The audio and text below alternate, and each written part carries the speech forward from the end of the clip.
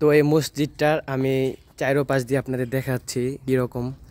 এই যে এটা হচ্ছে মসজিদের বাম পাশে, এই যে এখানে হচ্ছে মসজিদের জেনারেটর বা এরকম কিছু হবে, সঠিক জানি না আর কি। এই যে এটা হচ্ছে মসজিদের জেনারেটর বা কিছু। এই যে এটা হচ্ছে মসজিদের বাম পাশ দিয়ে আমি যেতেছি। এখানে হচ্ছে মসজিদের মনে হয় ওয়াশরুম সম্ভবত হতে পারে, মসজিদের ওয়াশরুম। আমি এই যে এখন মসজিদের বাম পাশ দিয়ে পিছন দিক দিয়ে বের হয়েছি। হ্যাঁ, পিছন দিক দিয়ে বের হয়েছি। এই যে দেখেন পিছন দিয়ে দেখাইতেছি।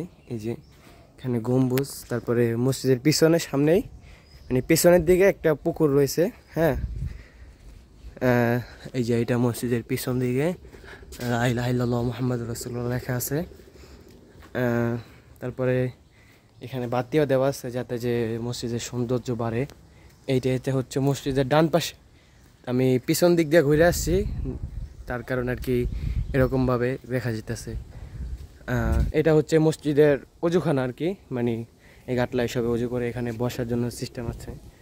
এই জায়গাটায় হচ্ছে অজু করে ওনারা। হ্যাঁ, আমি মসজিদ একটু পিছন থেকে দেখাই আপনাদের।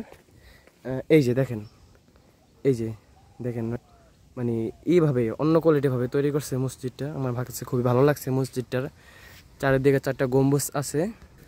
তো মসজিদের ডান পাশ দিয়ে এই দিক দিয়ে হচ্ছে স্কুল। ওইটা কি আমি সম্ভবত জানি না, আমি তো কোনো সময় আসি নাই।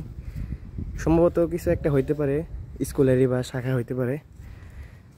এই যে দেখেন, এই যে শরীয়তপুরে আসে প্রথম ভ্রমণের মতন কিছু দেখে না। তো যারা এইসব কথাবার্তা বলে আমি তাদের জন্য বলতেছি, এটা হচ্ছে আমাদের শরীয়তপুরের মানে গর্ব হওয়া উচিত যে শরীয়তপুরেও এরকম মসজিদ আছে। তো উপরে আমি একটু দূর থেকে দেখাইতেছি, এটা হচ্ছে মাঠ, মসজিদের ঈদগাহ মাঠ। এখানে জুমার নামাজ তো হয় মসজিদের ভিতরেই হয় আর কি। ঈদের সময় পুরা এটা ভরে যায় সম্ভবত, হতে পারে। তো দেখেন সামনের দিকে দেখেন, ওই যে উপরে একটা গম্বুজ, এটা আমার কাছে ভালো লাগছে। মসজিদের সৌন্দর্য খুবই সুন্দর লাগতেছে। আর এটা হচ্ছে মসজিদের সামনের অঞ্চল। হ্যাঁ, সামনের দিক, এই যে সামনের দিক। বাম পাশে হচ্ছে মাদ্রাসা, তার সাথে একটি স্কুল। আর পিছনের দিকে তো দেখাইলাম আপনাদের, পিছনের দিকে হচ্ছে একটি বাসা।